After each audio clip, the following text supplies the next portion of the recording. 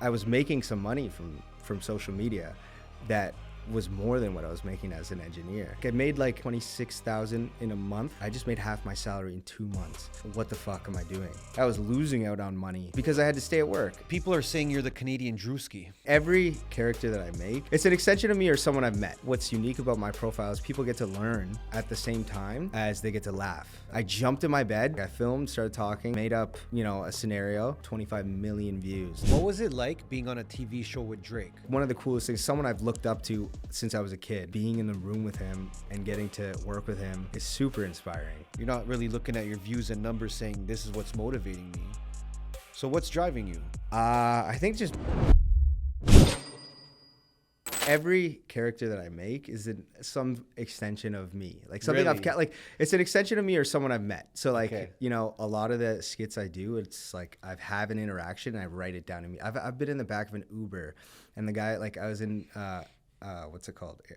Vegas. Okay. And the guy started talking about guns and I'm like, dude, I just started writing down everything he Stop. said. Cause then you kind of grasp those things that people are passionate about. true. So I'm like, okay, if he's passionate about this, there's probably a bunch of other people who are also passionate about this. So It's if true. and then I pick on those nuances, make it into a bit where it's digestible and funny.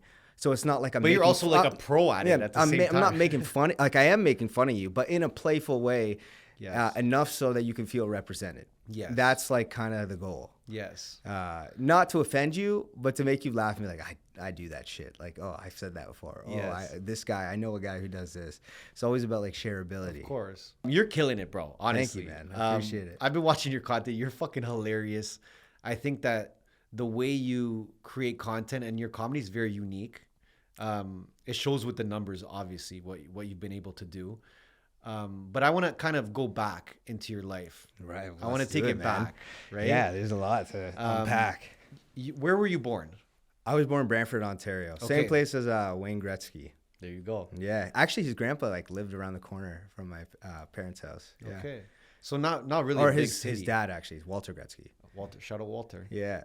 So not a big city at all. No, Right? no, small town city, kind of it's chill. It's nice. Yes. I'm happy I grew up there. And both your parents are immigrants. Yeah. Oh no. Well, kind of. Okay. So my dad is he's an immigrant. He immigrated here in 1998, Okay. which was the year before I was born. I was born in 99.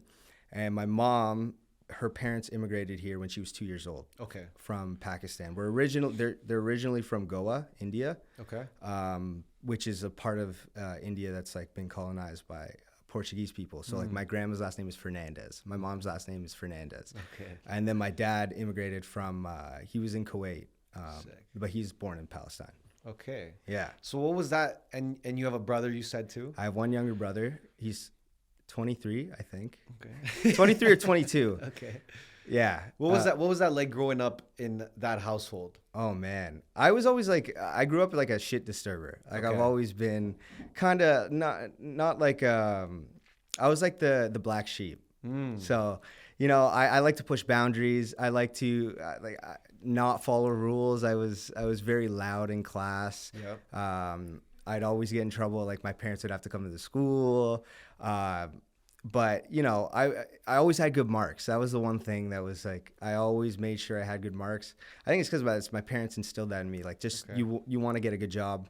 You want to, if you want to be successful, that's what we're all taught. Especially coming from a immigrant family. That's how they all think. Be a doctor, be an engineer, and live your life. Get married, course. and live your life. The traditional way. Absolutely. Right. And that's I didn't even doing social media, doing skits, being funny. I was always a joker, Okay. class clown type of deal, but I was never oh, this is what I want to do for the rest of my life. I always had this kind of distant dream of that, but it kind of manifested itself on its own. I was working as an engineer for 3 years, Okay. posting these videos on TikTok, and then one blows up. Then another blows up. Then your following goes up. Then another blows up, and you kind of get this snowball effect. Yeah. And it got to a point where it's okay,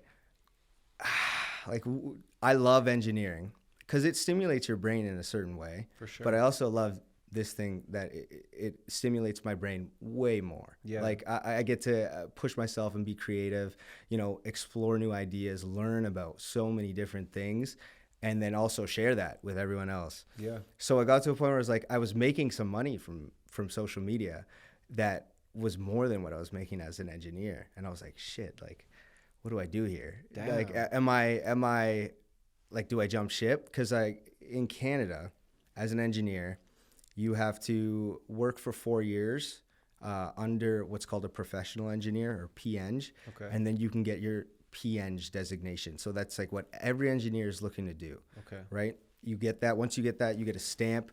You're like, that legitimizes you as an engineer. You start to make more at that point. You make more. Your credibility is increased. So that's what I was chasing. I was on the third out of the 4 years. Yeah. And that's when I came to this realization, like, damn, like, am I gonna leave this job right before I get this like designation that's like sets me for life? But like, that's the mindset I was in. Of course. And then I really thought about it. It's like, okay, well, I'm only trying to get that PEng if in the back of my mind I'm setting myself up for failure already. It's like, if I want to go and do this thing, explore this creative side of me, and I have in the back of my mind, thank God I got my PEng, I'm okay. Yeah. If anything fails, then I'm setting myself up to fail. It's true. So I got to a point. It was a distant. You mentioned it was something distant though. You were thinking of potentially doing this as you were growing up though. Yeah. Like there was a part of you that was like, I love to make people laugh. Like I like seeing, you know, testing things, trying things out, seeing what makes them laugh. That's kind of like the thing I love to do. Even with my friends, when I'm like in a group, I like to be the joker, you know, put a smile on people's faces. That's what I enjoy doing the most. Of course. So, you know, it was in the back of my mind, but it was never like, oh, okay, I can do this for a living. Big shout out to our family at Mint Inc., Canada's top spot for sports cards, trading cards, collectibles, and live hobby experiences. If you're just getting started or you're already deep in the game, they've got it all. Retail packs, high-end boxes, grading, supplies, and they even do daily live shows. Me and Anth actually have started building our own collection. We're stacking Ronaldo cards, grabbing some Funkos, and ripping whatever we got the itch for. You can shop online or roll to their store in Vaughan to rip, trade, and hit up their bi-weekly trade nights. Hit the link in our description below. Use the code MBH5 at checkout for a little bonus from the boys. Big love for Mint Inc. for backing the pod and keeping the hobby scene alive in Toronto. And did you ever like, I guess, talk to your parents about that side of you where you're like, well, they always knew, like they knew what I was passionate about, what I loved doing. My parents knew I was making videos way before like I was so I had 2 pages. I had one page where I started in university. Okay. I was just making these funny videos. That blew up. I got like 650,000 followers on TikTok. Then I got banned permanently on TikTok. So I was like, all right. Is it that easy to just lose everything? Yeah. And that's why I was nervous about when I was quitting engineering because I had this new page, Zlam Dunk. I created Zlam Dunk while I was working as an engineer. And I only did that because my name is not Zlam Dunk. Like I made that up. Yeah. I was watching like an NBA highlight reel and LeBron dunked it. And I was like, my name starts with a Z. Yeah. So I called it Zlam Dunk. But I did that. So people at work, if they came across my content, you know, being an engineer, you have to uphold a certain level of professionalism. Of so it's like, I don't want these people to look at my page and be like, wow, this guy's giving our company a bad image. Yep. So I created Zlam Dunk. So it kind of separates, you know, it's me, Zachariah, from Zlam, the guy who makes, you know, bits online. And then the first page you made, that was just under your name. Zachariah, yeah, that was under my name. And you, what kind of content was that? Similar content, skits. Okay. It was a lot more inspired by like real experiences. Like I did a lot of immigrant dad videos. Okay. It was like brown dad videos, Arab dad videos. So that was like, but I found myself boxed in. And that's why when I made Zlam Dunk, I was like, I'm just going to post whatever the fuck I want. Like whatever I want. I want anything I think is funny, I'm going to post. And you're making that content based on just life experience at that point. Like is that because of how you and your dad interacted, or that's what you saw? it was like, there's a certain, like with all comedy, there's a certain level of like experience you draw from, but there's also a certain level of exaggeration to get your point across. Okay. So I was like taking instances and just exaggerating them to a point where it's like, okay, I can laugh out loud at this. This is Yes. funny.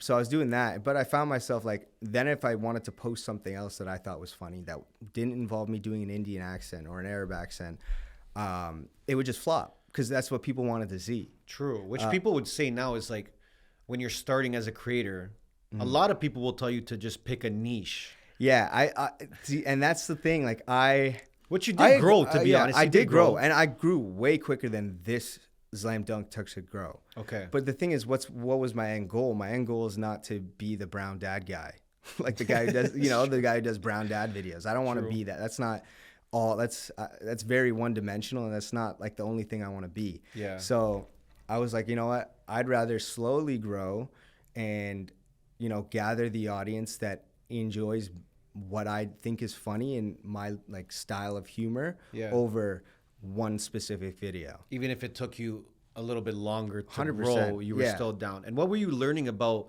let's say, the content game from the first page? Like, what are some things that you got from that? And it's like, shit, maybe now I can apply this to something I really want to do.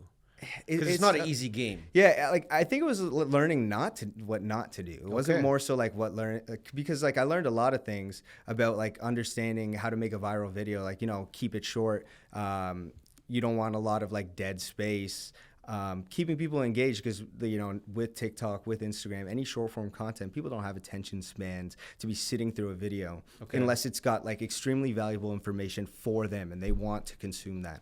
If I'm scrolling on TikTok, I think to myself, I have ADHD. When I'm scrolling, what do I look at? Mm-hmm. If you're not catching my attention in the first 3 seconds, I'm gone.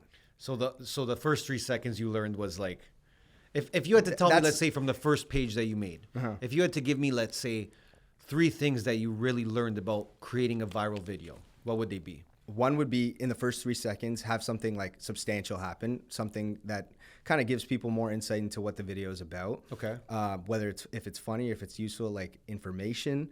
And then the second thing would be, include something a little controversial or wrong. So like if I make a video about a construction guy, I'm going to do a bunch of things that are dead set correct.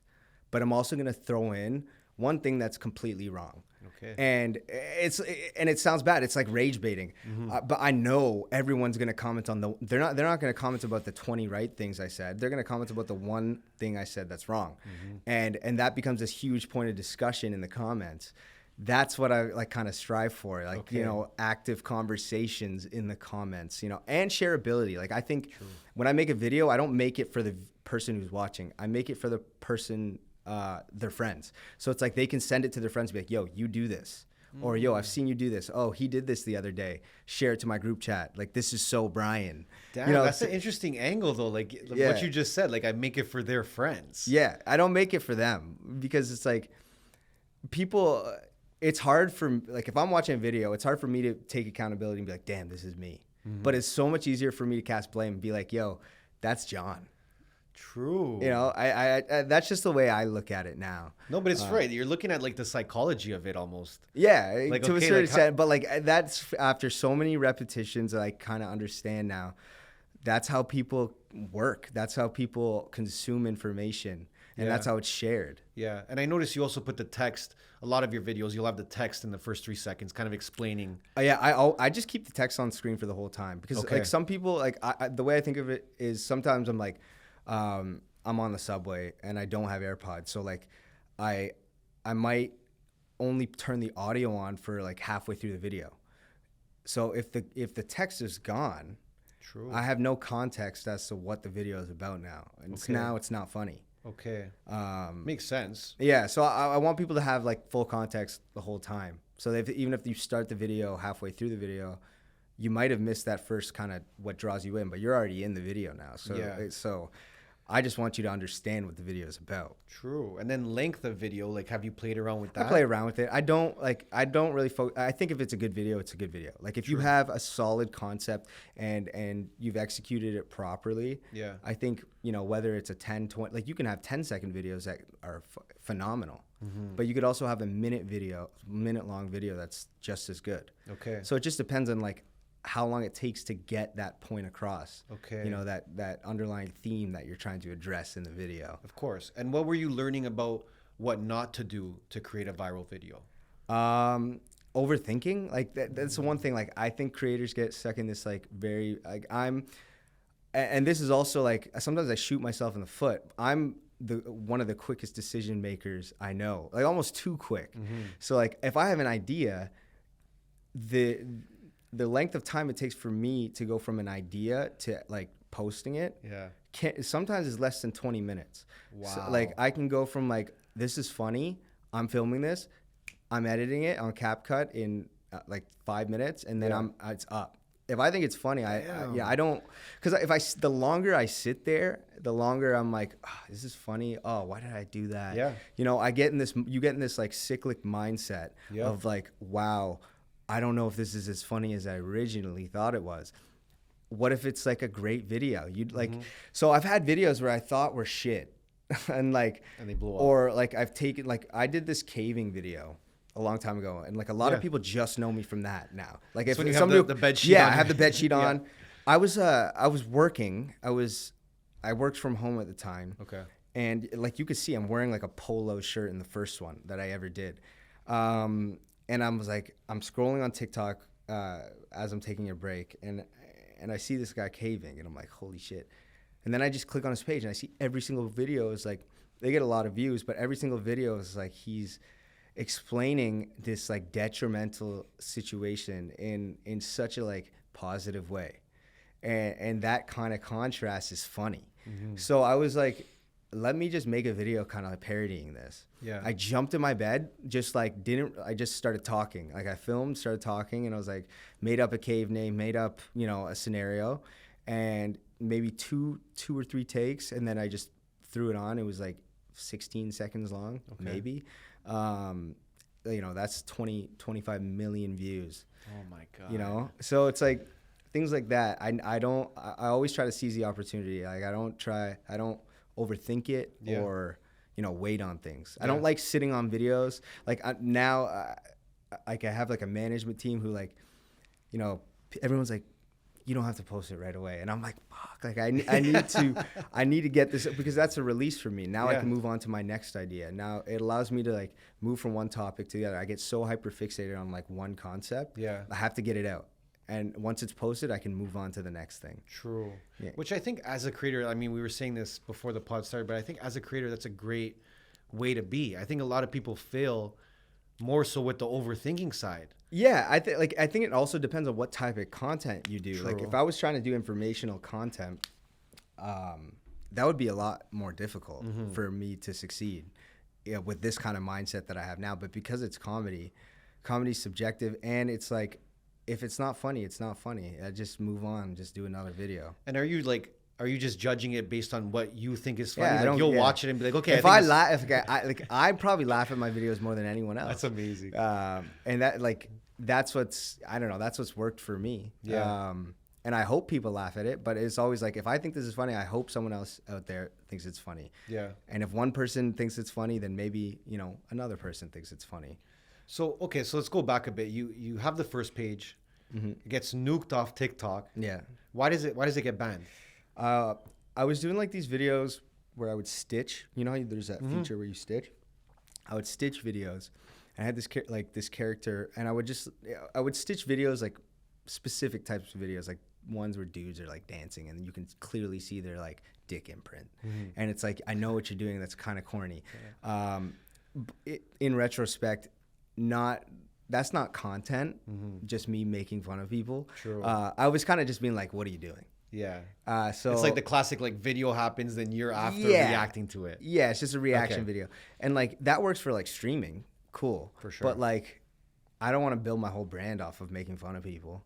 True. And like, if that account didn't get banned, I wouldn't have, you know, came to that conclusion. So like, even though it sucked at the time, now I look back and I'm like, damn, thank God that happened, because it has allowed me to like change so much, of course, in a way that has made my content so much better and more relatable. When it first happened though, like, how did you take that? I was so depressed. Really? I was like, damn, because it's like, that was like everything for me at the time. Like, even though it was all it served as was a creative outlet while I was in school, I was so passionate about it. Like, it was something like that I thoroughly enjoyed doing. So when it stopped, I was like, I'm done. I'm not gonna build something up just for it to get taken down that easy. I lose everything. Yeah. I was just finishing school, so I was like, you know what? This is a great time for me to just be an adult. Wow. Right? So I get this job. It's a tough pill to swallow. Yeah. I get this job, and I'm like, oh, like I loved being an engineer. So I applied that kind of same mentality of I got obsessed with being an engineer and like, you know, all these certificates and, you know, how can I be a better, more cool professional? Yeah. And then I just like, I'd scroll on TikTok sometimes, I'd see these people who I didn't think were that funny, like just blow up beyond like where I was. And I was like, holy shit, like, what am I doing? Like, am I missing out? So I just made Zlam Dunk, and I was like, you know, I'm just going to post whatever. And how long was that after you got banned? Like a year? That was probably like 6 months. Wow. 6 months, maybe up 6-8 months. It took you 6 months where you're like, I got to do something. Yeah, I got like, because I'm bored. Like, Yeah. you know, I work 9 to 5. What am I doing from 5 to 9? Yeah. I like to be like doing something. I like to be stimulated, and that's probably because I have ADHD. But like, you know, I think that's important for my mental health. Okay. And so I was doing that, and I started making, you know, videos on Zlam Dunk, and then boom, here I am. And were you making money as a creator with the first page yet or no? Yeah, but not significant. Nothing where at it's like I all. can quit my job. No, not even close. Okay, it's so only like it was Slam Dunk, and like it was like the last 6 months prior to me quitting. I was like, oh, okay, I'm making enough now, like where, you know, it's still a risk, of course, like anything. Yeah. But a risk I'm more comfortable taking. Yeah. I'm making enough money to be like, okay, if I have enough money saved and I have enough, you know, brand deals coming in that I can pay rent for X amount of time. That's all I care about. I just want, like, you know, True. I'll figure the rest out. It'll happen. You did do it in a pretty safe way, though, I would say. Yeah, Like, you didn't yeah. just- I didn't just jump ship and just like figure it out. Like I sat on this decision for months, thinking about like, am I gonna do this? Is this the right? But I was passing up so many opportunities in the social media space. I was losing out on money. Because you had to stay at work. Because I had to stay at work. And like Yeah. I had the TV show The Office Movers. Yep. We were filming that. That's a month of filming, right? Oh, it was like 12 days. Okay. But 12 like 16-hour days. Oh, so you got to be locked in. So it's like, how do I ask my work? And I had already come back from Thailand, which was like a 3-week vacation. I used all my vacation time. I started going into like unpaid vacation, and then I just drop a bomb on them that I'm going to be in a TV show and I need another 12 days off. So it's like, it became like a respect thing. Like if I want to hold, like maintain a good relationship with, you know, these people I've made in this space, I have to quit respectfully, and still kind of maintain that relationship moving forward. Of course. But I think try it's a this thing mature out, way. and they understood that. They understood. I was like, guys, I don't want to live with the decision when I'm like 50 years old, looking back like, what if? I hate that. Like Me too, bro. The Like, what the if same way. statement Yeah. is like, I never want to have a what if. I know. So I'd rather just figure it out and then think, okay, I failed. Yeah. Whatever. Yeah. At least I tried. Because 90% of people don't even get to that stage where I they know. try. I know. So, Well, I always say too, like if you're trying to make a decision, just think about if you're gonna regret not doing it. That's yeah, it's as simple or at as least trying it. Like, Yep. you know, you'll learn something regardless. Yeah. Whether you're successful in that endeavor or not. yeah, You're gonna learn something valuable that's gonna help you down the road. yeah. So when you start Zlam Dunk, what's the strategy? What are you thinking? Like, because now you had the first page, you're like, I felt boxed in a bit. So what's the move now? There And- was and- no strategy, realistically. You're just like, the I wanna show strategy is like different me. parts? This is me. Like, Okay. this is what I think is funny. I hope you like it. If not, scroll past it. and you were just kind of just saying, okay, I'll do any kind of niche at that point. Anything I find funny. And well, a lot. It started initially like with just my hobbies. Okay. You know, like I was working construction, so I'd work construction every summer. Okay.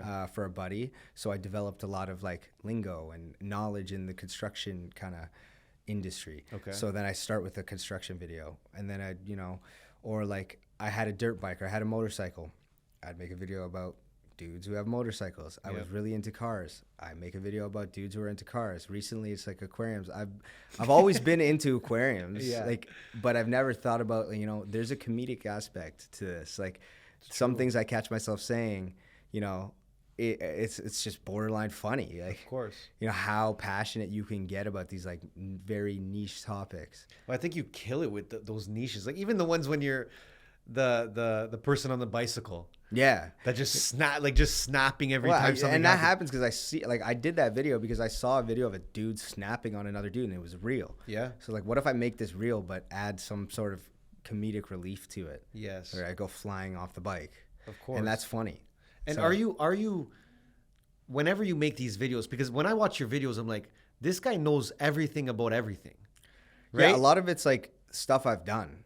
Okay. Like stuff I've experienced. So like, because I have ADHD, it's given me this superpower where I can like get so hyper focused on specific things. Yeah. And like, so for months, like even growing up, like I would get obsessed with one thing, and I needed it. Like I needed to understand it. I need to figure it out. I need to know everything about it. Okay. And as soon as I feel like I have enough knowledge, it's like not valuable anymore. Now I don't give a shit about it. You just kind of So now I'm like, it. yeah, and it's like I'll forget about it. Now I move on to the next thing. It's like you're studying for an exam and the exam's done and you Yeah. don't care what happens after. Yeah, and then I just move on to the next one and the next one and the next one. So it's allowed me over the years to like learn so much about these random things. Like I know a bunch of shit about cameras now. I know a bunch of shit about microphones. I know Yep. about making music, about, you know, cars, motorcycles, construction, Yep. engineering. Like, so like there's all these things that I've been at one point I was obsessed with, but now I'm not. But like, it's not to say that I can't get like with aquariums. I from like 11 till like 18 was obsessed with aquariums. I had like 6 in my house. Yeah. At all sorts of fish. I would breed them. I was like intense. Okay. I worked at a pet store in the aquarium section. Like so I was very into the hobby. Okay. Then like university hit, I got rid of all my tanks, forgot about it completely, and it was that easy to forget. Wow. Because I had something else to focus on. So you can like detach yourself Yeah. from something like that very quickly too. Yeah, 100%. You know, and as an outsider watching your content, I would say that has been like a huge strong point for you, is the fact that you could literally like dive into like a category so well, where you're talking about, let's say, finance, or you're talking about scuba diving. Yeah. And you're even that's another one. I was obsessed with scuba diving. Yeah. And I still am. It's just, it's not as accessible. But like, if I go diving, let's say like this summer, I go diving once, I'm going to end up diving probably like 5, 6, 7, 8, 9, 10 times in that week. Yeah. Because that's the way my mind works. Like I do it once, I'm like, oh shit, that's fun. I forgot how fun this is. I want to do it again. But now. you're using like also lingo and words that only people in that community would know. Yeah, and I always like, because I've been doing social media for so long. Yeah. It has wired my brain to ask questions. Like anytime I'm in a space where I'm unfamiliar about, you know, someone's profession. Like I did like a skit about lighting guys at like an event, and I just sat there talking to the lighting guy, like asking him like 100 questions, and tell him like, okay, you kind of get a sense for like what they like, Okay. what is more commonly heard, and like what's gonna make people laugh. Because when I make a lighting guy, like that's so niche. Of course. There's not many of those, but I want when someone who is a lighting guy sees that, they're like, oh shit, that's hilarious, because like I know this exact, you know, model light. Yeah. I know this, you know, blah blah blah. This is something I would say. So like I end up just asking a ton of questions. Okay. And then you, like you said, you're just learning about it on the spot pretty much. Yeah. At that point, because like you said, you move quick. So if you want to do something on lights, you're Yeah, thinking it's about just- it, and 2 hours later, Boom, I'm done. You're an expert in lighting. Yeah. And a lot of it, it's like I'll retain that information because in the moment where I was learning about it, it was so important to me to get the video right. Okay. So I end up caring. Like, you know, you're not going to learn something you don't give a shit about. Like, It's true. If you're reading a textbook about like biology, you're not going to remember shit. Yeah. Because like you don't care about it. You just want to get a decent mark on a test. Of course. But if I care about that thing, I'm going to retain that information 100% of the time. Okay. And so a lot of these things that I've forced myself to learn out of just the pure passion of creating a good video has been information I've retained. Which is So now it's like, insane. it makes it easier to converse with people like anywhere I go. Yeah. Because now I, you know, this guy has this thing. Oh, you like, you know, computers? Let's talk about computers. What's your favorite computer? You know, what kind of graphics card do you have? Let's talk about it. It's unique because like a lot of comedians, there's comedians that are just the same person every time. Obviously, that works for them too. Yeah. But I feel like you have this fucking skill where it's like, I hate being like that. That irks me to be like, oh shit, I'm doing the same thing again. Be like, because I've done the bike video like 3, 4, 5 times. of course. I hate doing the bike video now. Really? Yeah, because it's like You're just over it now? It's easy. It's like it's like there's nothing. I don't have to do anything. I know exactly what to do. I know exactly, and it's just like it's gonna go viral. And that's probably where I shoot myself in the foot. Like I could spam that bike video and probably have 1 million followers in a month. Well, that's what I was gonna. But ask I'm not you. gonna do that because I don't. That's not what I want. Okay, yeah. so that was one of the questions I had. Like, how long do you go with a certain theme until you just say like I just like. Is it based on numbers I or want based it to on feel what you want to do? No, it's always based on what I want to do. Sick. I don't the numbers like my idea is this is if I'm passionate and people can see I'm passionate and they vibe with the comedy and my humor, Yeah. eventually the numbers will come.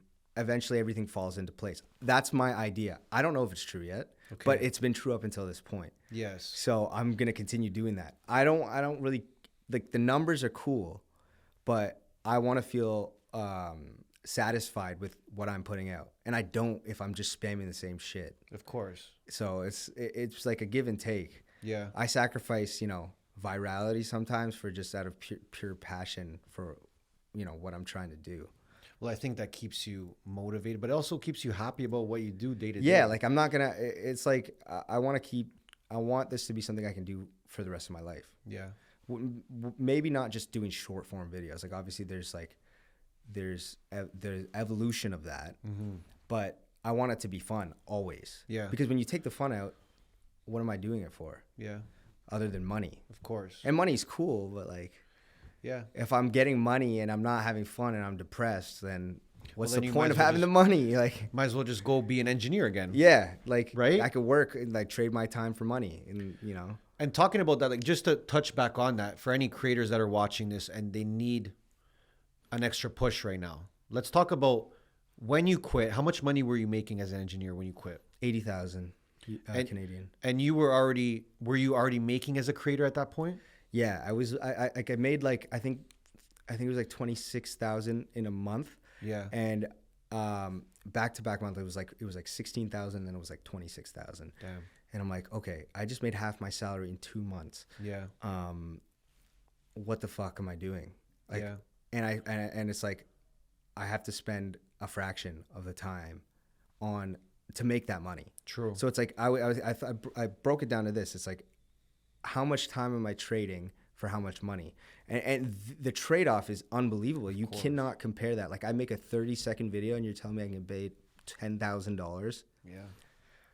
If I do 4 or 5 of those a month, I'm set. It's true. And what did you tell your parents at that time when you quit the engineering job? I told them this is what I'm doing.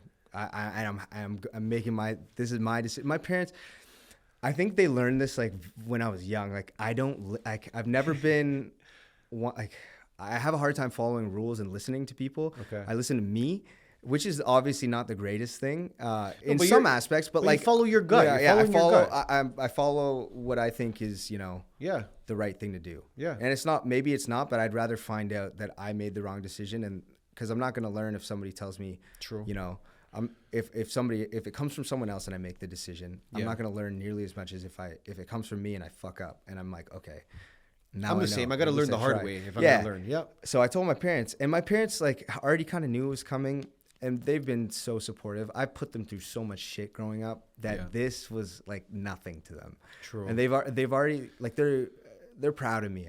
I hope. Yeah, I think they are. But no, they were so supportive, which Yeah. was good. And that's what like any kind of kid wants, especially coming from, you know, a cultural, traditional upbringing. Yeah. It's Was there like- anyone that tried to talk you out of it? I mean, my grandparents didn't understand it, but how could Classic. Yeah, of course. they? Yeah.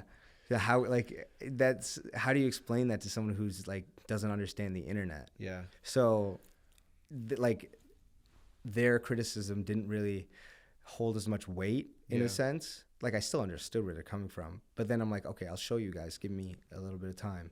And now it's like, Show them a couple checks, and you're like, yeah. And it's not only that, but it's like, look at the spaces I'm in. Look at the people I get to meet. Look Yeah. at how I'm making these many people laugh. Like that all makes me happy. I'm happier doing that. If I take half my wage as an engineer to do this and be happy, you know, like this is fun for me. I get to travel, do what I love, and meet cool people along the way. Like not many people can say they do that. And I get to do all the activities and hobbies that I love doing. It's true. And that's how I built my brand, so I could do that. I can go scuba diving and make a video, and then boom, like there it is. yeah.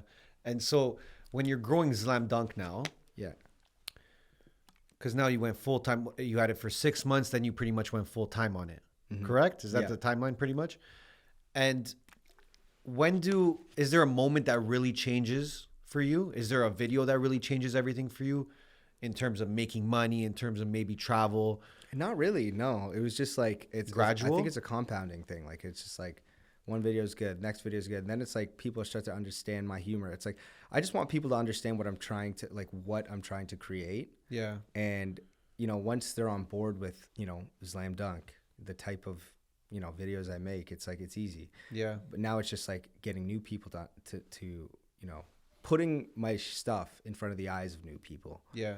And continuing to grow or like kind of change it up a bit, you know, because I don't want to get stuck in this only. Like now it's like, okay, I do the niche stuff. How can I level it up? How can I make it cooler? How can I, you know, make it more funny? And that's where like I'm sitting in that, and that's my new challenge, which is, you know, it's something that is keeping me stimulated every day. Yeah. So And then when it came to building, like, again, from a creator standpoint, how do you feel that you've been able to convert people from watching your videos to then following you? Because it's a tough ask nowadays more than ever, I would say. When someone's creating content, you'll see it all the time. You'll see profiles with 5,000 followers, but they had a video that did 500,000. yeah, like you got to understand that, like, I don't think the view numbers never really, like, you're never going to get, say you have 1 million views, you're not going to get 100,000 followers unless there are specific people who can do that. And it's most of the time extremely attractive women. Well, Yeah, the like, cheat code, yeah. And look at, like, I'm not like, so it's like, I'm like, okay, so I want you to like my humor so much that you're like, I want to see more of this. Yeah. And you know what to expect. So like, even though I'm giving you different topics all the time, different things, I think what's unique about my profile is people get to learn at the same time. True. As they get to laugh. That's cool. And that's kind of how I've held on to that, like that bit of engineering in me. Like, just, you know, I like to learn, and I want you to learn too, but I also want you to laugh while you're doing it. Yeah. It's much easier to understand something if you're enjoying it. Yeah. So And that's what I wanted to ask you. What do you think makes you different as a yeah, creator? that's it. I think I Is it can that educate you. engineering you? I can educate you, but also make you laugh at the same time. Yeah. So yeah, I think that's one of the things that makes me unique. I'm trying to think of anything else racially ambiguous. No, well, that's another unique thing about me. I can do Arab videos, I can do Indian videos because I'm both. Is there one kind of character or theme that you enjoy doing the most? Not really, no. Because you said like it changes, right? It changes as your life's going. Yeah, because everything. Yeah, my videos, like, if you go like all the way down, and you can see how my life has changed. Yeah. Through the videos, realistically. Yeah. But no, like, I think anything new like is fun to make for me, because it's like now I challenge myself to like get this, you know, if it's a new character or a new, you know, style of acting that I haven't done, or a new film style. Like now I'm like, okay, how do I figure this out in a way that people are gonna enjoy digesting it? And as you're growing, is there or has there been any creators or comedians that you really look up to, and you kind of like, hey, I can take maybe this part from him? Or I'm trying to think.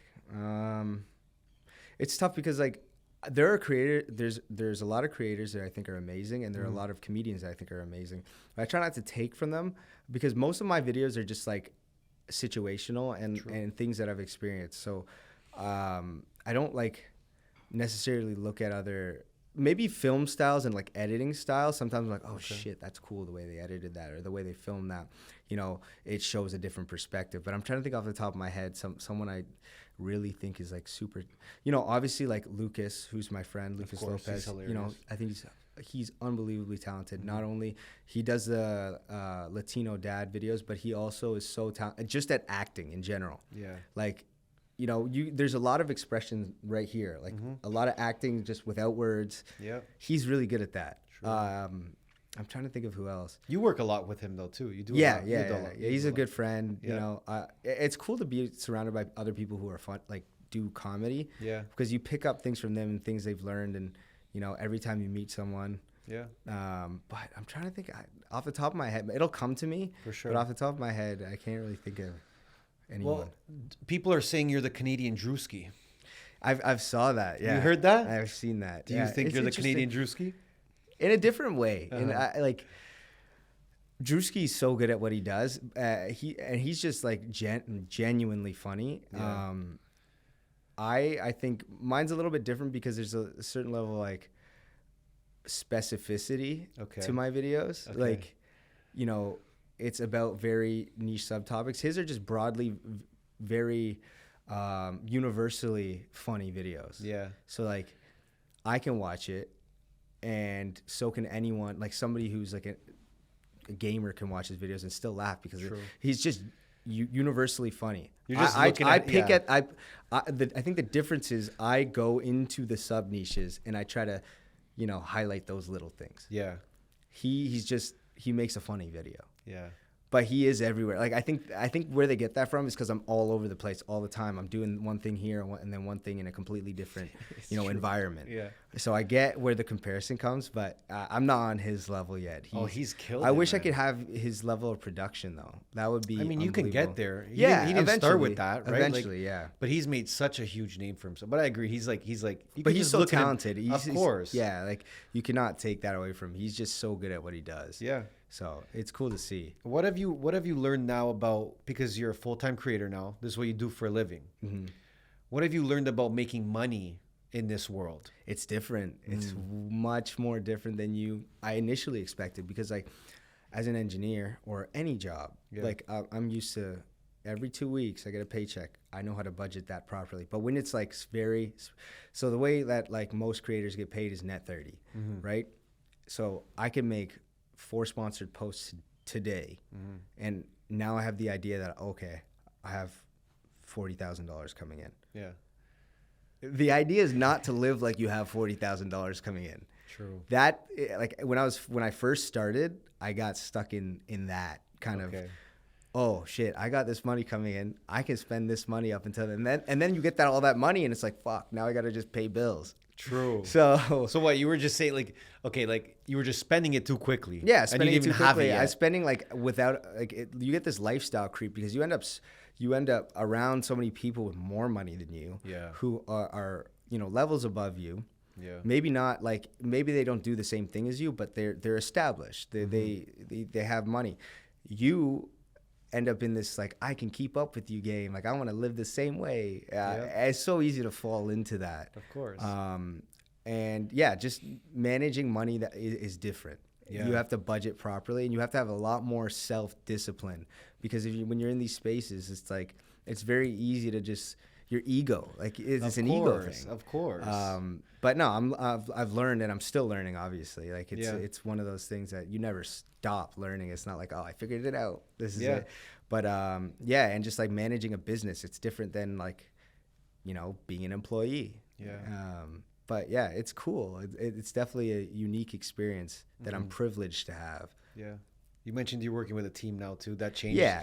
How has that changed, like how you're working now? Well, it just takes a little bit of stress off my plate. It allows me to focus on the content more. Okay. Less so much on like outbound, inbound stuff. And like, the specificities of contracts, for example. Yeah. I don't want to read through a full contract about a video. And like I have people who I trust, and that's important, especially as a creator. You got to get a management team or agent that you trust. Yeah. Don't just jump on the first person that gives you a cool offer, because that's easy too. Like when you're a creator, you don't understand your value at all, but you are one of the most valuable things for marketing companies. Of course. Because you're the gate to like organic reach, not a paid fucking TV ad. Not like, these are people, like when it comes from someone you trust, you're more likely to purchase something, whether it's direct or indirect. You may see an ad from your favorite creator and you may not buy it right away, but you know, when you need something of that nature, that's the first thing you're going to think of. Oh, John used this in his videos. Maybe I'll get that. You know, True. I trust him. Yeah. That's, it's interesting. Do you feel like you were devaluing yourself before? Like, do you feel like you didn't know I your just value forget. yet? I would just like, I'll do anything. Really? You know, I'll do any sponsored post. If you're going to pay me, cool. I'll do whatever. Because I do this shit for free all the time. So, what, you know, if you're going to give me $100, let's do it. Yeah. I think where management is helpful is they understand your value more than you do, in a sense, because they're getting paid a percentage of what you make. Of course. So there's a certain level of motivation attached to that. Yeah. Yeah. So I don't know. Because I mean, and even with the brands that you're saying, I guess you're being more picky with what you do now, or is there stuff that you'd say no there's to? Things, there's like, you know, if there's rates, you know, if they don't meet like a minimum rate. Yeah. Unfortunately, we can't work right now, but maybe in the future we can. You know, you never want to shut doors permanently. You leave the door open, but just say it's just not going to work. Yeah. Because sometimes the amount, like if I have, you know, X, Y, and Z, like for me, if someone's going to pay me like $2,000, for example, for a video, I'm probably not going to do it, because if I have another 2-3 brands that want to pay me $5,000 to $10,000, maybe $15,000 for a video, I have to squeeze that all into a certain period of time. True. I don't want to flood my feed with ads. I don't want my audience to feel like I'm shoving products down their throat. Yeah. I want to be able to still have space for my organic content that I am passionate about. Of course. So yeah, it kind of changes as you grow. And traveling now, because you travel a lot, right? We talked about you going to the States a lot. Yeah. How has that changed your kind of perspective on being a creator? Because we like to compare, you know, we're in Miami a lot as well. We know the power down there too. It's just a different world, I feel, you know? Yeah. How has that changed your perspective on the world you're in? And do you feel like you maybe grow more when you're there, or get more 100%. love when you're there? Anything like that? I honestly, I get probably the most love right here in Toronto. Wow. And it's amazing because this is where I live. Like, you know, you want to feel like the people at home fuck with you. Yeah. But I think LA is the best example. I went to LA recently, and like I went to LA a couple times before that this year. Yeah. But the first time going to LA was this year. Okay. On my last trip that I went, I got a better understanding of like how these bigger creators like work and their workflow. And I'm like, damn, like I always had this like kind of idea that like I need to up the production. I need to better cameras, better this, better that. It's not about that. It's about just like the setup in general. Like I was more focused on the quality of the image, but not the props, not the like making it feel real. True. And all the other things that surround. So like now I've come back with that kind of in mind. Like, okay, if I'm gonna film a video, if I have a cool idea, I'm not gonna rush into the idea because I'm so hyper fixated on it. I wanna, get the right props. I want it to feel real, because the more authentic it feels, the more reach it's gonna get. True. So even about the and then just like style, like the way people work. Like these guys, you go out there. I spent a day so I worked with Adam W, who's a friend of mine, and then I met Trevor Wallace out there, both great guys. But like just seeing how they work and the teams, they're planning stuff, shoot days where they shoot 3, 4, 5, 6 videos in a day. I'm very like, I have this idea now, let's film it now. And then tomorrow I'm like, I have this idea now, let's film it now. And then the day after that, hopefully I have an idea, instead of like banking the ideas, planning out a day where I film them all properly. That's kind of where I want to get to. Okay. Where compared to there's a certain level with my content, it's like a lot of the most viral or funniest videos happen in, environments where it's like, oh shit, I didn't think I was going to film a video. Like I made a video walking out of like a metro and I see like tiles on the floor that are messed up. And I comment on, the guy's tile job and it does 10 million views. But I thought about the video 5 minutes before I saw the tiles. Yeah, there's some stuff you can't pre-think. So yeah, so it's like I got to find a balance between that. Now I need to like there's some kind of ideas that I can do that I plan, but there are some. That doesn't mean I should discount the ones where I stumble upon in the middle of a day. True, you could do both. Yeah, so it's just like So I guess like the organization of your content, kind of banking some content, banking, and then that way I don't feel kind of stressed on the days where I don't post a video. Yeah. Because like people don't understand how content like messes up your dopamine receptors, and especially with someone who has ADHD. Like I get so obsessed with how a video is performing. Really? Keep I will sit refreshing. there like in the first hour of a video, you cannot talk to me. Like I will sit there refreshing. Oh, is there enough comments? Are enough people sharing it? Is the likes ratio to how many views ratio good, or is it shit? Is it gonna flop or is it gonna be good? And then it's like you get in this loop. Yeah. And then I'm like, oh shit, the video's flopping.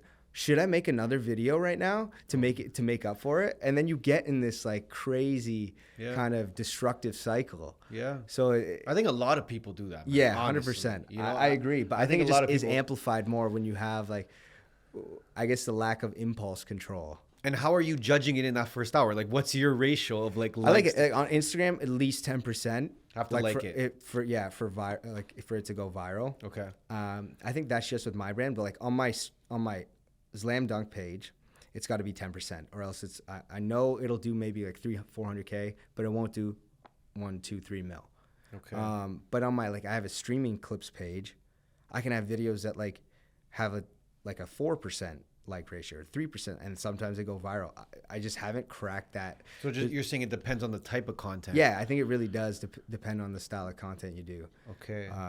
How engaging it is, because comedy is like, if I don't know who I'm watching, it's a lot harder. Like, it's a lot harder for me to be like invested in the video.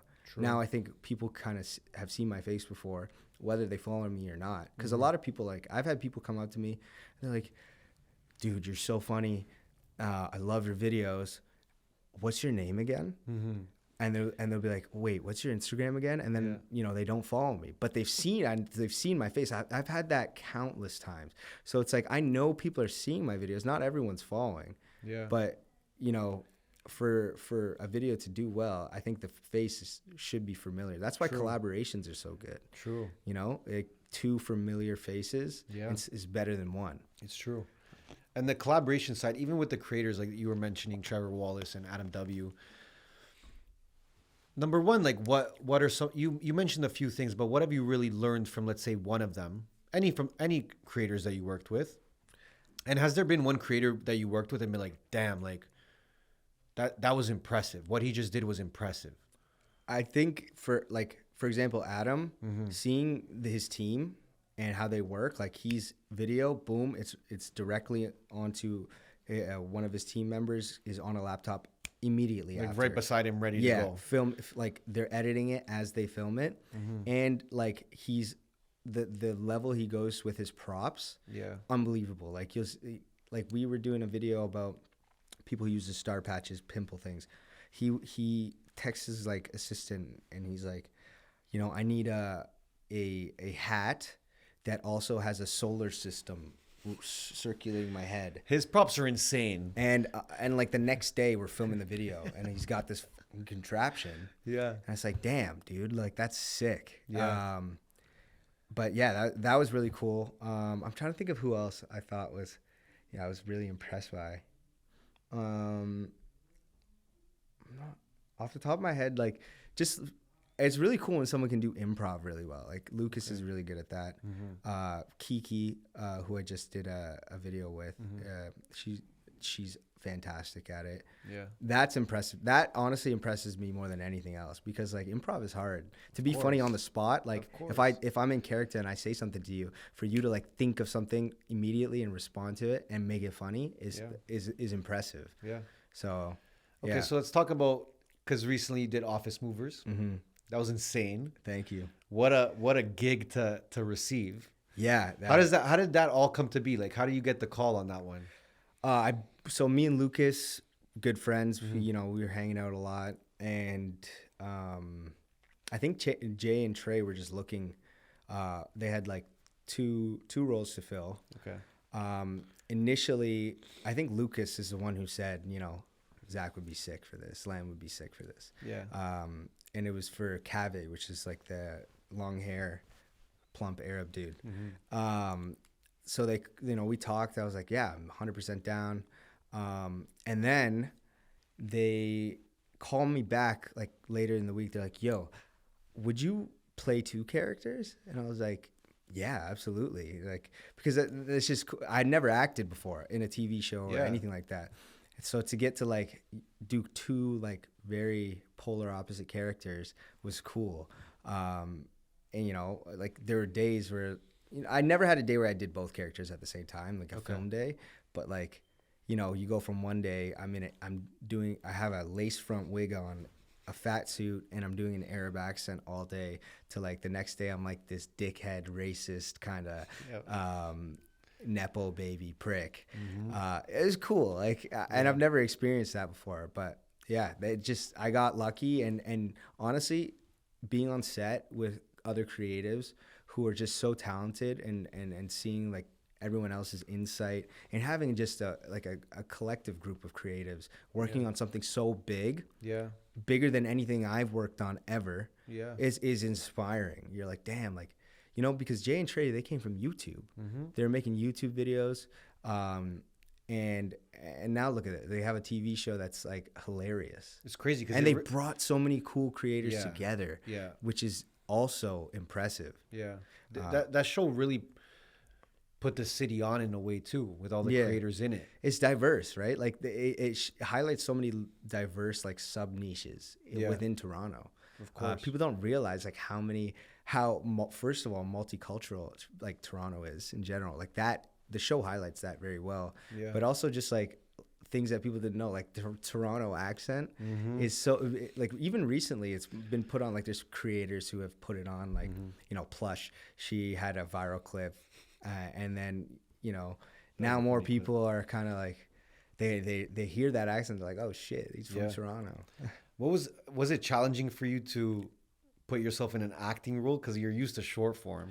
Well, the most difficult part for me was going from improv, everything, and never write a script for a bit, so I just speak until I've like figured it out, to reading a script. Like, I didn't, every day on set, so I did a read through of the script for when we were planning, like when we were in the initial stages before filming. I did a read through with everyone about a couple episodes. So we'd read it, we'd all sit around a table, read the script, and then I didn't read the script at all so every day I would read the script that I had to know that for that day, in the morning, like the day of, like while I'm getting my makeup done, I'm reading what my lines are. Because that worked for, that works for me. Like, and they wanted me to do that because like a lot of the scenes I'm in, you know, I see the line, I'm like, oh, I could probably, you know, say it like this or do this, and it just feels more comfortable, and I'm less nervous doing it that way. Like, I'm just living the character. That's I become, you know, Zlad or Kaveh in that moment, rather than like thinking about, okay, I have to say this and I have to do this. So you had some creative space to like. Yeah, they were very. That was my favorite thing about it. Like, they were very, you know, like, go wild, like, be yourself. You. Just make sure that you're you. Yeah. And you were on set with Drake. Yeah, obviously. Yeah. That was cool, man. What was that like? It was, for me, it was surreal because like I grew up listening to Drake. Like, he's my favorite artist. Yeah. And just meeting him in general, like, I just did not know what to expect. But he's like super nice, like one of the nicest people. Like, especially at that level, you don't have to be nice to everyone. It's true. But it was inspiring to see how like kind of humble he was, and seeing him work. You know, it was like he's reading the lines, you know, asking questions to the director, like discussing it with us. We're all figuring out how the scene plays out at the same time. Yeah. Not like it didn't. It felt like it just felt like right. It didn't. Okay. It didn't feel like he didn't belong. Like he was fantastic to work with, and he's just a nice person. So I have nothing nothing bad to say about him. Was there anything that you learned from Drake being around him on set? I was just so impressed by like his acting. Okay. Because like I knew he acted before and he was an actor, but like seeing him like do that scene, like his acting, seeing that live was crazy. I was like, holy shit, like he's serious, like he actually acts like this is But he's real. kind of being himself at the same, like that's kind of like the scene with you and him, right? There's you and Drake, and you pretty much have permission in this scene to kind of make fun of him or blast him when you throw the glove at him too. Yeah, so that scene was, I was not supposed to say, I was like nervous as shit. Oh, well, that was what I was day. going to ask you. Were you nervous to Yeah. be in the scene with him? Well, I wasn't nervous meeting him. It was amazing meeting him. Like I obviously wasn't nervous before he came, but when I met him, I wasn't nervous. Yeah. But then when I had to start acting and everyone's watching, and now I'm supposed to kind of freak out in the scene. Yeah. I was supposed to throw the glove. It was supposed to hit him in the chest. Yeah. I actually I think 2 or 3 times I accidentally hit him in the face, and the first time I did that, I stopped. I'm like, oh my God, I'm so sorry. I'm so sorry, man. Like I didn't mean to do that. And like, I don't know. It was one of those things. I'm like, holy shit. Like he's right in front of me. Like, Crazy. yeah, it's crazy. Was that probably the most shocking moment for you in your journey so far? Being face to face with Drake like that, but then not only just, hey, what's up? You're acting with him. Like Yeah. you're in a scene together. Yeah, no, it was probably, yeah. So for me, it was like, damn, like this is like the top. Like, what do I do? Like, how do I beat that? Like, that's for me at least, it's like one of the coolest things. Someone I've looked up to since I was a kid, Of course. and like love his music, and then Yeah. just being in the room with him and getting course. to work with him. It's inspiring. It's super inspiring. Yeah. And I can imagine you're reading the script before of that day and you're like, wait, you want me to do what to Drake? You want me to Yeah. throw something at him? And then like get kicked in the chest, like That was hilarious. Though. yeah, it was fun, man. It was really fun. Yeah. And that whole show for you and your moment with them, what did that kind of make you realize about what you're capable of? It was just like understanding, like I was like, damn, I want to act more now, because it's like it becomes a new challenge. Like, oh shit, like understanding like how these characters are supposed to look. Like when filming, nothing is filmed in order, so I could be filming episode 5 on day 1, and then 2 hours later I could be filming a scene from episode 4. So it's like understanding the progression. That's the one thing. If I could go back, I wish I could read the script more to understand, because I didn't fully understand the storyline and how it was Okay. playing out until I was watching it. So if I did, I would have been able to like mesh the scenes together better with my acting. I think it still worked out, but that's something I learned when I was on, like after in retrospect, True. just watching it. Because you kind of you were looking at it like day to day. Like, okay, Yeah, what do I looking at got to it, do like, today? What's my scene? What do I have to do? But like it's like reading a book. If you know how like the whole thing plays out, and then you go watch the movie, you know course. exactly how it's gonna course. play out. Yeah, I didn't fully understand until I watched it. true. Do you think it made you a better creator now in general? Yeah, like absolutely. Like it was a new thing for me, and like I also, like while I'm on set, I did a bunch of skits. Like True. in Yeah, you the- were. I saw those. Yeah. and making skits the whole time. And my skits get better because I'm working with cool people. I'm asking, I have, real props, real sets, it was awesome. Yeah. How are you dealing with the fact of being nervous on that set? Only day I was nervous was the first day, the first scene, because I didn't understand the scale of like what a TV set was like. Okay. You go down makeup. I didn't see the set until like 5 minutes before I'm about to start acting. True. And then I walk upstairs and there's like 30 people watching you, all sitting in front of a screen, and then there's a guy reading your lines like as you're saying them. Oh my God. So like that, like I'm like, holy shit when I first get there. But then like after like 1 take, 2 takes, you're like, okay, let's have fun. Yeah. And that's what it became. And then the other time I was nervous was obviously the day that Drake was on set. It's like everyone was nervous that day. For sure. But no, it ended up being great, and everyone had a fun time. Yeah. So Was there any moments that you had to do like 10 takes of something, you just couldn't get it? Or were you kind of nailing it then? no, there was some where they'd be like, oh, try this, try this. I did this one scene with Marina, where I'm screaming at her, on it's like near a railing. Okay. It's right before I go down and see Drake and Jay, and I'm yelling at Marina because she gave up a job. But I did that scene like we sat there for like 20 minutes, and I'm screaming at the top of my lungs, like I'm supposed to act like a child pretty much. And they just made me do so many takes, which was good actually, because they had so many options, but like they were all good, which made it hard, I think, to be like, okay, this choose is good. one. Yeah. So you were just screaming for 20 minutes. Yeah, I was like yelling at her, freaking out, kicking like the ground, getting up in her face, but yeah, it was so hard not to laugh. Sometimes it becomes like one of those things. Like, Well, I was gonna say too, it's hilarious being on that set. yeah, I don't know how you guys didn't break we're always character. making jokes the whole time, and it just So is acting something you want to do more of? 100%. Yeah, I really enjoy it. I think that's something I'd love to pursue a lot more of. At the same time, like I still do my bits and stuff, but I think course. acting is something I really want to do moving Yeah. forward. Like, Because you also said you're focusing more on you want to focus more on long form. Yeah. Or you're trying it out. yeah, trying it out. Like I think there's like the vlog stuff. There's that, like just giving people more insight into like me as a person rather than just me as a guy who makes skits. Yeah. I think that's kind of the goal. Like allowing people to just understand me as a person, and if they relate, that's great. Yeah. It's another reason to keep up with what I'm doing.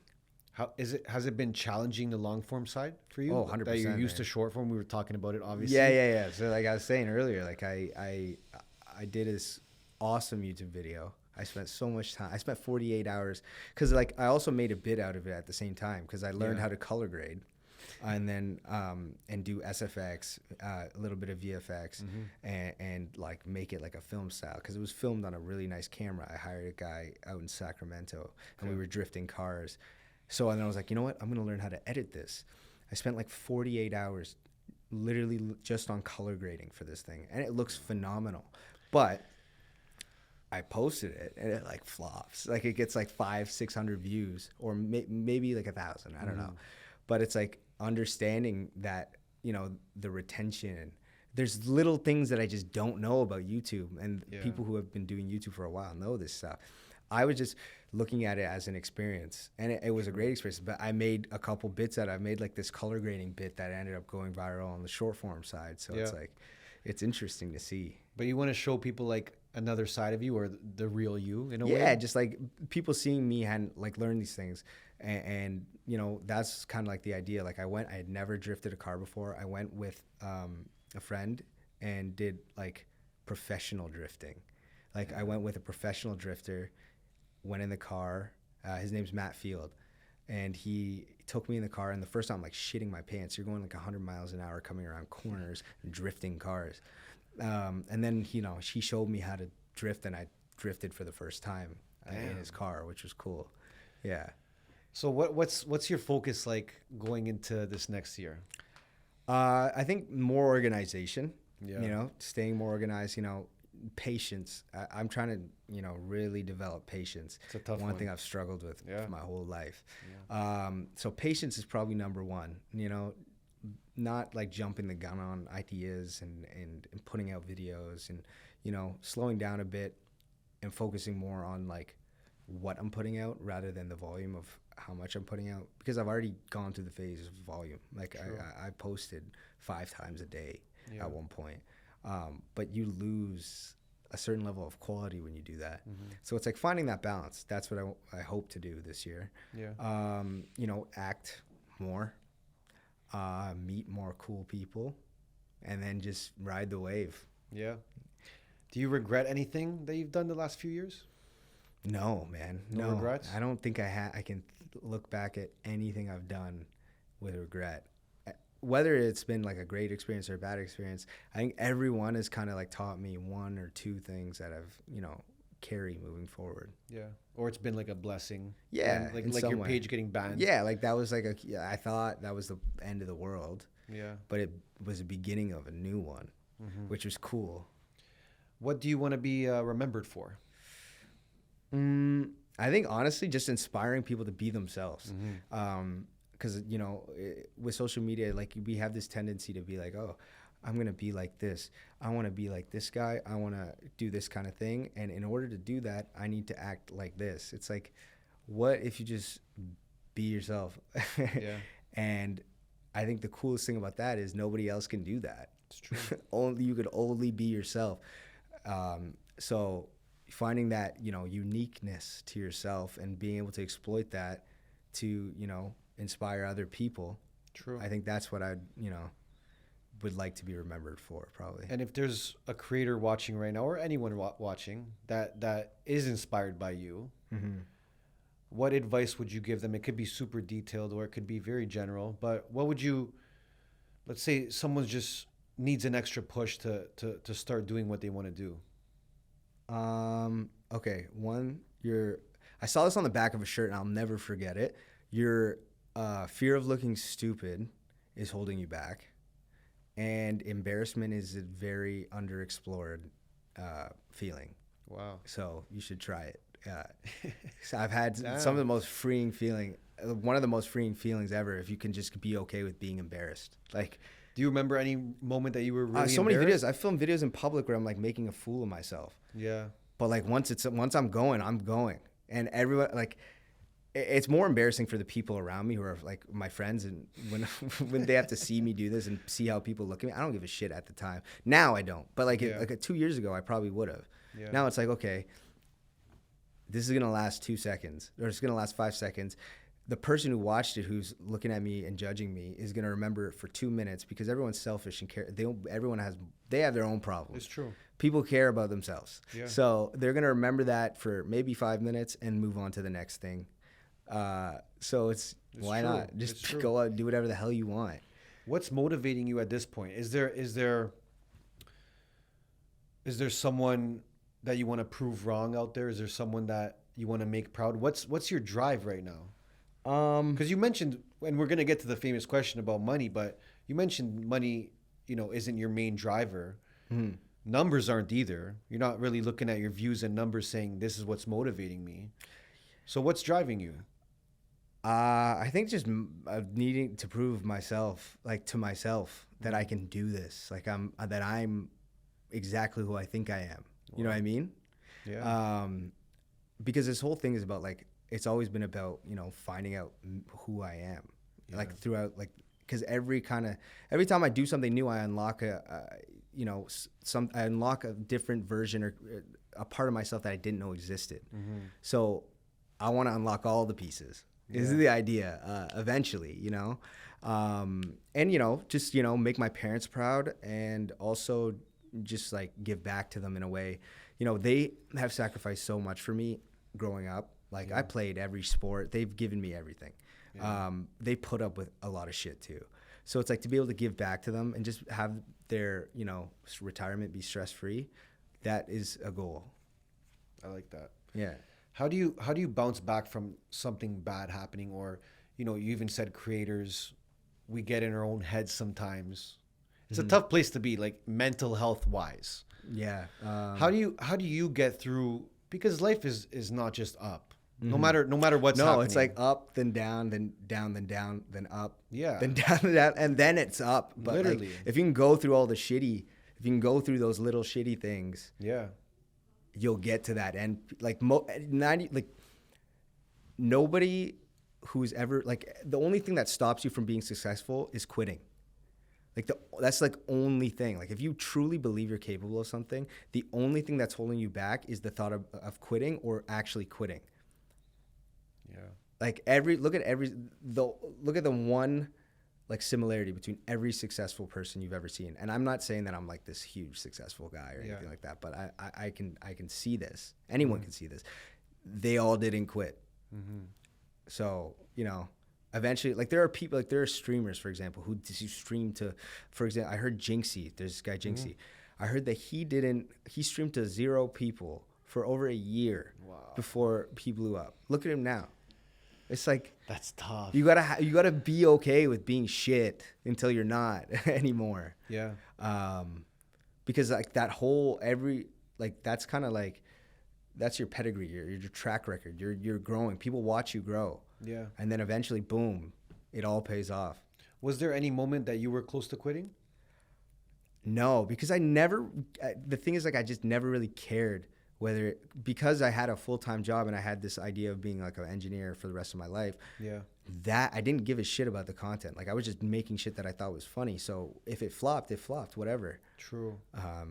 So, and I still hold that mentality. If it flops, it flops. There's tomorrow and the day after that and the day after that. Yeah. And then, the rest of my life, I can make another funny video. I can promise you, if you give me time, I will. True.